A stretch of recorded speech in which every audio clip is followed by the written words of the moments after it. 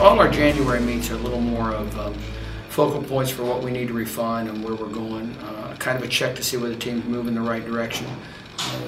We obviously want to win the meet, but we're going to swim some people in events where we're not sure maybe whether they should swim at the conference meet. We're going to see some better things from the standpoint, hopefully, in turns and the finesse points.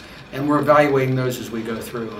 A meet like Tennessee, the biggest change for us at Tennessee is this is the last time for our athletes a little further down, our younger athletes, our less experienced athletes to kind of prove themselves as we pick our conference squad. So a little more enthusiasm from them. They might be a little more mentally sharp, not that they wouldn't be anyway, but it's a little added emphasis for them because we'll be making our conference team selections on Monday.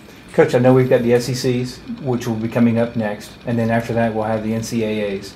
What are you going to change any of your main focus, or what is your main focus going into these two competitions? We have a whole group of athletes that have already qualified for the NC2A, or at least we feel relatively certain they're going to get there. Maybe 6 or 7 on the women's side, and right around 10 on the men's side. Those athletes, we want to compete at the conference meet. It's a big deal. The SEC is a tremendous competition. It might be the best swimming meet anywhere, and it's going to be even more so with the addition of 2 new teams this year. So we want to do well there, but those athletes, we're going to keep giving them a little bit extra.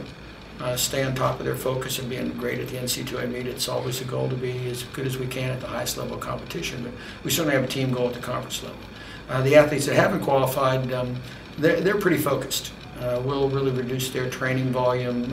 We're going to come down to maybe not the bare bones, but it's real preparation for them and trying to get ready to qualify for the NC2A meet. We feel we have quite a few that can do that. So they're both going to prepare for the NC2A meet, but the preparation is different depending upon where the end of your season is. Well, Coach, thank you very much, and best of luck not only today, but also SECs and NCAAs. Thank you. Go Gators.